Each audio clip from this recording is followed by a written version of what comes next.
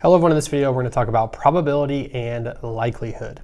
So probability, likelihood, let's look at our first bullet point here, kind of a definition for our video. It says the probability of an event is a number that represents the likelihood that the event will occur.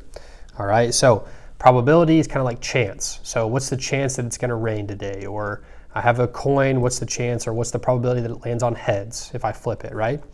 So we kind of have a timeline here, or a number line, I guess we should say, from 0 to 1. So that's how probability is measured, from 0 to 1. 0 being it is impossible, it will not occur.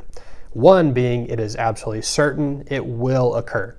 Most of the time when we're talking about items of chance, things like that, very rarely are we going to see a probability of 0 or a probability of 1. Now it might be very, very close, but most things are not absolutely certain to occur or not occur. So now we're going to find ourselves kind of in the middle of 0 and 1. So we see we have words at the top. We have impossible, unlikely, equally likely to happen or not happen, likely, and certain.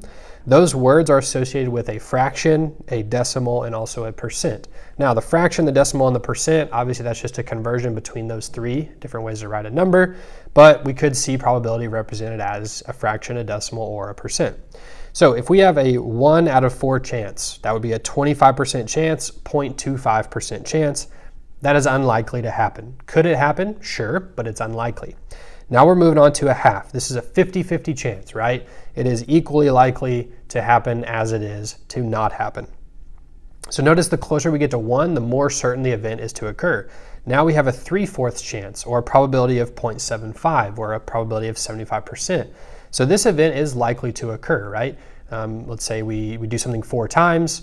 The chance that we get it 3 out of those 4 times, or 1 out of those 4 times, is pretty likely, right? So we have a 3/4 chance.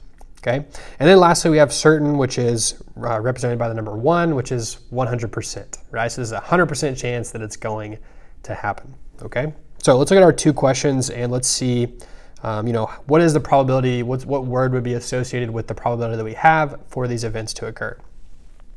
So number 1 says the probability that you hit the ball is 1/5.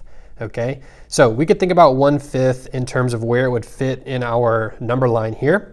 So let's just think about 1/5. That would be 0.2, which is also 20%.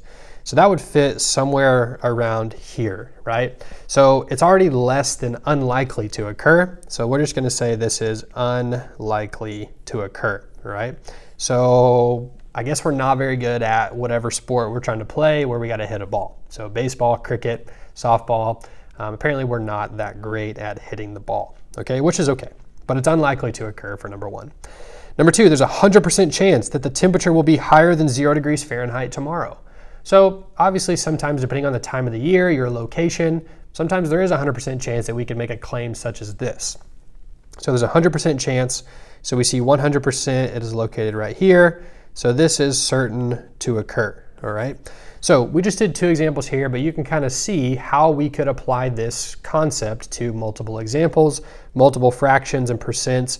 We just want to remember and kind of take a look at this number line right here. Whatever probability we're given, see where it fits in that number line, and that's going to tell you whether the event is impossible, unlikely, equally likely, likely, or certain to occur. So that's just a little bit about probability and likelihood.